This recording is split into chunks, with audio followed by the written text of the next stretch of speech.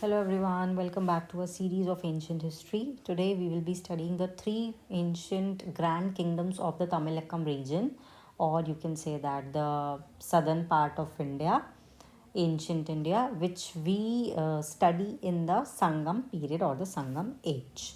So there are three kingdoms: Cholas, Cheras and Pandyas. ये हमारा south India है. सो ये पूरा आपका these are the Cheras kingdom, जिनको हम केरला पुत्र के नाम से भी जानते हैं. ठीक है.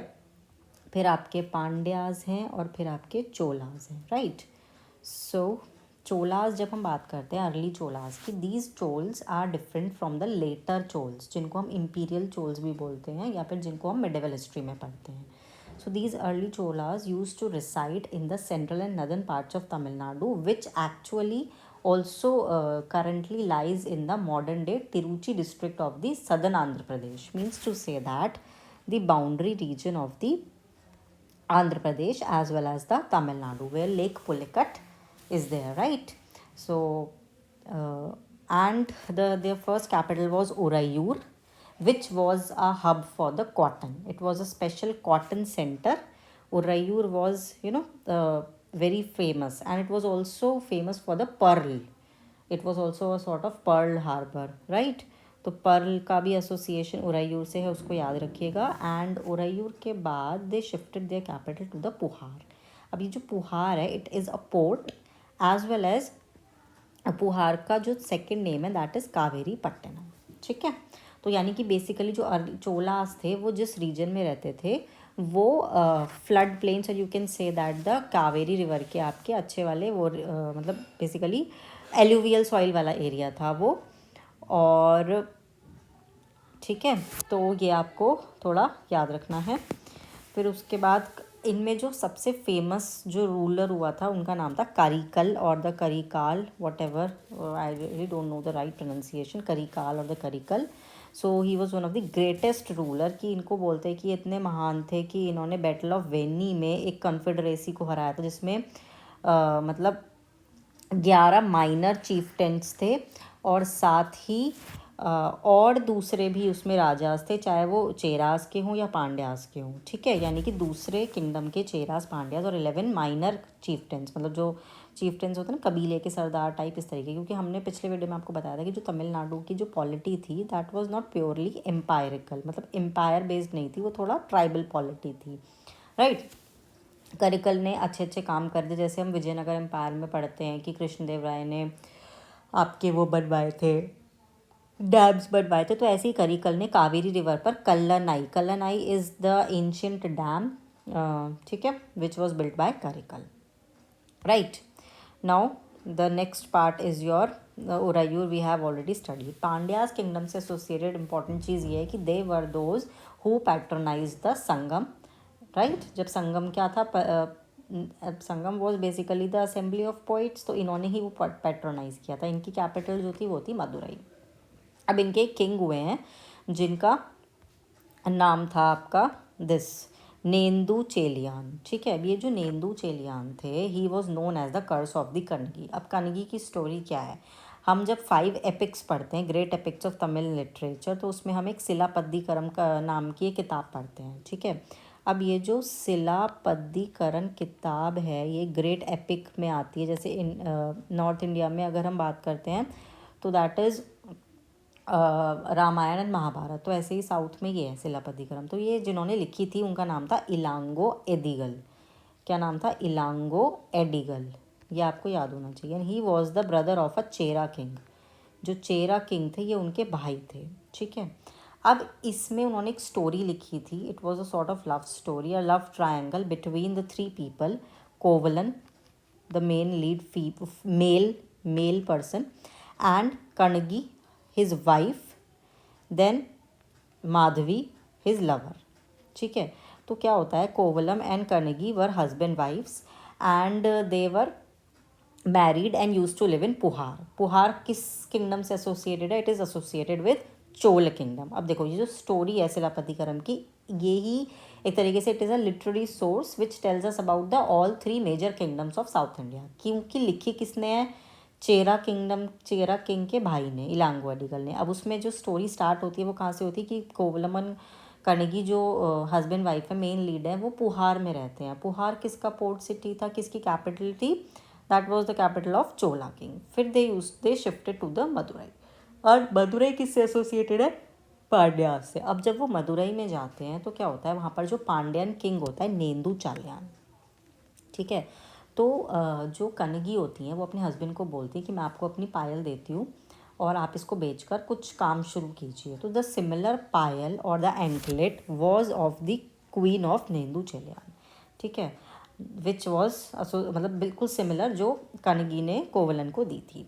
फिर क्या होता है कि इनको लगता है कि ये चोर है, तो ही ऑर्डर्ड, मतलब फिर वो एग्जीक्यूट करने के लिए उनको, कोवलन को ऑर्डर दे देते हैं। जब ये बात कनगी को पता चलती है, so she just destroyed and burned the Madurai, ठीक है। वो मतलब एकदम बहुत बुरी तरह से, शी वॉज मतलब अपने हस्बैंड की वो डेथ का सुनकर वो बहुत ही डिस्टर्ब हो जाती हैं और पूरे मदुरई को बर्न कर देती हैं और फिर कर्स करती हैं नेंदू चल्यान को। तो इसीलिए नेंदू चल्यान को बोला जाता है that he was responsible for the curse of Kannagi. वहीं से ये कनगी कल्ट यानी कि पत्नी कल्ट शुरू होता है। Like you can say that the loyal wife, or you can say the devoted wife towards the husband. तो पत्नी कल्ट और Kannagi cult was associated with the Pandyan kingdom. इसमें मैंने मेंशन भी करा था, ठीक है। तो Kannagi cult, wait minute, sorry कहाँ गया, हाँ, ठीक है। इन्होंने फिर ये जो सेंगुटुवन चेरा किंगडम जो होते हैं, greatest ruler, he establish the Kannagi or the पत्नी कल्ट, जिसमें वो बोलते हैं कि हम चेस्ट वुमेन क्या होती है? The women who is loyal towards the duties and the fulfilments of their family, ठीक है, अपने हस्बैंड और अपनी फैमिली का जो अच्छे से ध्यान रखती हैं, sort of obedient wife, that is the chaste women. ये हमने पढ़ा था in the Sangam age that women were मतलब desire to be chaste, right. Women को पूरी फ्रीडम थी, but at the same time उनकी अपनी कुछ मर्यादाएं थी, अपनी कुछ लिमिटेशंस थी, which is exactly expected today and not only for women but men also. See, if you would be मतलब like expecting your life partner, so definitely you would be expecting the loyalty, ठीक है।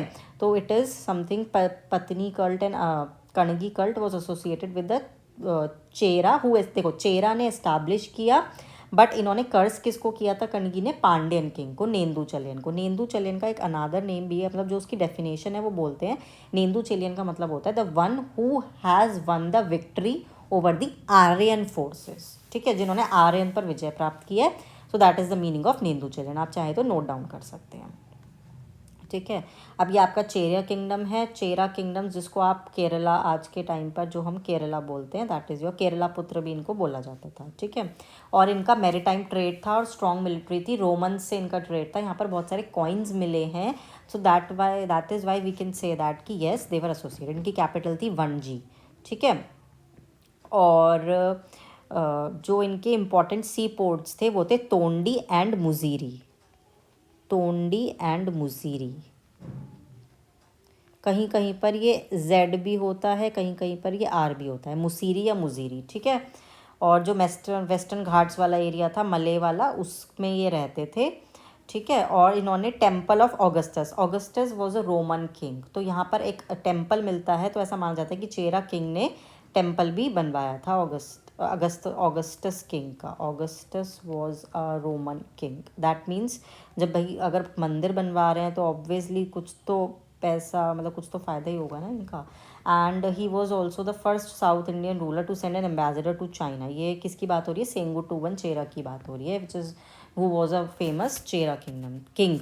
तो इन्होंने south Indian मतलब ये पहले south Indian rulers थे जिन्होंने अपने एम्बेसडर्स को चाइना भेजा था, ठीक है। रोमन के ट्रेड के बारे में हम बता सकते हैं। फिर इस टेम्पल को बाद में किसने, टीपू सुल्तान ने डिस्ट्रॉय कर दिया था, ठीक है। So this was all about your Cholas, Cheras and Pandyas. और तो इसमें ऐसा कुछ इंपॉर्टेंट है नहीं, बस थोड़ा सा बता देती हूँ। सिलापतिकरम के बाद एक मन्नी मेकलाई, उसका एक सॉर्ट ऑफ सीक्वल था which is one of the most important, जिसको आप पढ़ते हो। तो मन्नी मेकलाई में किसकी स्टोरी है? उसमें जो स्टोरी है वो डॉटर ऑफ कोवलन माधवी की। कोवलन और जो उनकी लवर थी माधवी, उनसे जब उनको बेटी हुई तो वहाँ पर सीतालाई सत्तनार मतलब उन्होंने लिखी थी ये, तो ये आप थोड़ा देख लीजिएगा, ठीक है। So this was all about your kingdoms of the Sangam age. और हाँ, हम ऑलरेडी आपको साइंस के बारे में बता चुके हैं कि चोलास का क्या था टाइगर, चेराज का क्या था और पांड्यास का क्या था, ठीक है। ये आप रिवाइज कीजिएगा। और फिर नेक्स्ट वीडियोस में हम लोग मोस्ट प्रोबेबली या तो गुप्ता एम्पायर पढ़ेंगे या फिर we would be studying some Vijayanagara empire or not. Right, thank you so much.